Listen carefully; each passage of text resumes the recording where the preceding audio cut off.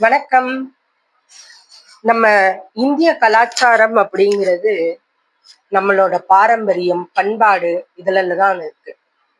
இது பார்த்தீங்க அப்படின்னா, எதுக்காக இப்ப இத சொல்றேன்னா, கும்பகோணம் பக்கத்துல இருக்கிற நாச்சியார் கோவில் அப்படிங்கிறது ரொம்ப புகழ்பெற்ற ஒரு ஸ்தலம்.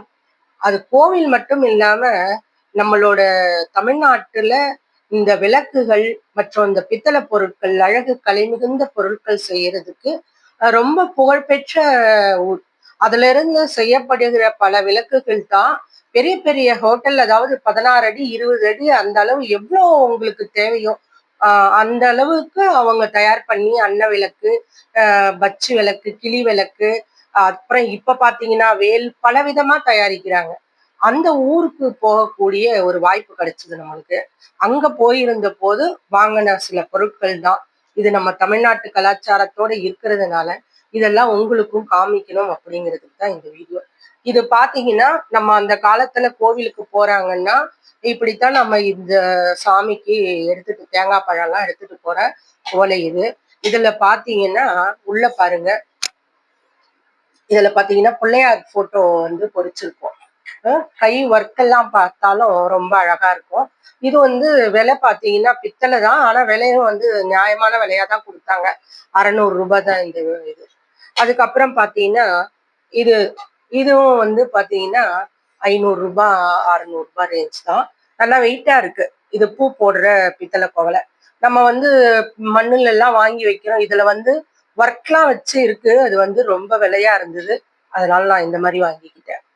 அடுத்தது இது என்னன்னா, நம்ம வந்து ஊதுபத்தி ஸ்டாண்ட் ஏத்தி வைக்கிறோம் இல்லைங்களா? இது சின்ன அந்த பூக்குவளை மாடல்ல செஞ்சிருக்காங்க. பட் இதுல ஒரு என்ன பெனிஃபிட்டுக்காக இது அப்படின்னீங்கன்னா, இதுல நேரா எரியுமா குத்து விளக்கோட அ இது வந்து இதுலயே விழுந்துரும் அந்த சாம்பல். அதுக்காகத்தான் இந்த மாரி வாங்குனது. இது விலை வந்து 250 அந்த மாரி தான் இந்த விளக்கு. அதுக்கப்புறம் இது அரிசி வைக்கிறோம் இல்லையா? அந்த காலத்துல இந்த மாரி தான் கொட்டி வச்சுப்பாங்க. அந்த மாரி ஒரு அரிசி பை. அதுக்கப்புறமா புரட்டாசி மாதம் ஆரம்பிக்க போது. இங்க பாருங்க. நாமம் போட்ட விளக்கு.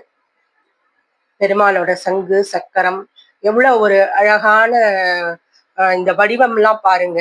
அதுல ஒர்க் பாருங்க. எவ்வளவு குட்டி குட்டி மைன்யூட் ஒர்க்ஸ் அந்த டாட்ஸு. நல்ல ஒரு கீழே கூட பாத்தீங்கன்னா எல்லாத்துலயும் அதுதான் அந்த நாச்சியார் கோயில் விளக்குங்கிறது. ஒரு அருங்கோணத்துல அழகா இலை மாதிரி. இங்க பாருங்க அந்த நாமமும் சங்கு சக்கரமும் அது எவ்வளவு அழகா அதுல லைன்ஸ் எல்லாம் பொறிச்சு வச்சிருக்காங்க பாருங்க. எவ்வளவு சூப்பரா இருக்கு பாத்தீங்களா? இதுதான். இது வந்து ரொம்ப விலை கூட இல்லைங்க. இதுவும் 300 இருந்தது. அதுக்கப்புறம் பாத்தீங்கன்னா இங்க பாருங்க. முருகருக்கு உகந்த பரணி ராசி, மேஷம் இவங்க எல்லாம் வந்து செவ்வாய்க்கிழமையில பிறந்தவங்க. இவங்களுக்கு எல்லாம் பிடிச்சது முருகர். முருகப்பெருமான். இது பாருங்க ஒரு ஸ்டாண்ட் வச்சு இந்த குழி எவ்வளவு அழகா செதுக்கியிருக்காங்க பாருங்க இந்த குழிய. அதுல பாத்தீங்கன்னா அந்த ஓமும் வேலும் எவ்வளவு ஒரு கலைநயத்தோட அழகா இருக்கு இந்த விளக்குன்ட்டு. இந்த விளக்கம் வந்து 600 அந்த மாதிரி தாங்க இருந்தது. அதுக்கப்புறம் உங்களுக்கு காமிக்க போறது இது என்ன ஒரு வித்தியாசமா இருக்குன்னு பாக்குறீங்களா? இப்ப ஆன்லைன்ல இது ரொம்ப ட்ரெண்டிங்கா இருக்கு. இது வந்து பச்சை கற்பூர விளக்கு. இந்த இடத்துல தீபம் ஏத்தி நம்ம வச்சிடணும். வச்சுட்டு இத பாருங்க. இங்க மேல வந்து இது தனியா எடுத்துடலாம். இதுல நீங்க கற்பூரம் தண்ணி ஊத்தி பச்சை கற்பூரம் போட்டோம்னா, ஏலக்காய் இதெல்லாம் போட்டு வச்சா உங்களுக்கு வீடு ஃபுல்லா வாசனையா இருக்கும். அதுக்கு ஓட்டெல்லாம் குடுத்து இத பாருங்க இந்த கோவில் மாரி அழகா ஓட்டெல்லாம் குடுத்து இந்த விளக்க செஞ்சிருக்காங்க. இது வந்து நான் ரொம்ப நாளா வாங்கணும்னு ஆசைப்பட்டுட்டு இருந்த ஒரு பொருள். இதோட விலை வந்து ரூ. 850 இது. அதுக்கப்புறமா இவ்வளோ தளவு போய் காசு போனாலும் பரவாயில்ல. அந்த நாச்சியார் கோயில் கலைநுட்பம் தெரியணுங்கிறதுக்காக நான் வாங்கினது இந்த யானை தீபம். எவ்வளோ சூப்பரா இருக்கு பாருங்க. இந்த யானையோட இங்க பாத்தீங்கன்னா தெரியும். அதோட கொம்பு, அதோட மலை, அந்த பீடம், அதோட போட்டிருக்க அந்த துணி, மாலை எவ்வளோ அழகா அந்த விளக்கு. நல்ல கெட்டிங்க இந்த விளக்கு. இந்த விளக்கோட ரேட்டு வந்து ரூ. 900 சொன்னாங்க. எனக்கு வந்து இவ்ளோ காசு குடுத்து இத வாங்கணுமான்னு கூட தோணுச்சு. ஆனா, நம்மளோட பாரம்பரிய சின்னம் ஒண்ணு நம்ம வீட்ல இருக்கணும் அப்படிங்கிறதுக்காக இத வாங்குனேங்க. எவ்வளோ அழகா இருக்கு பாருங்க.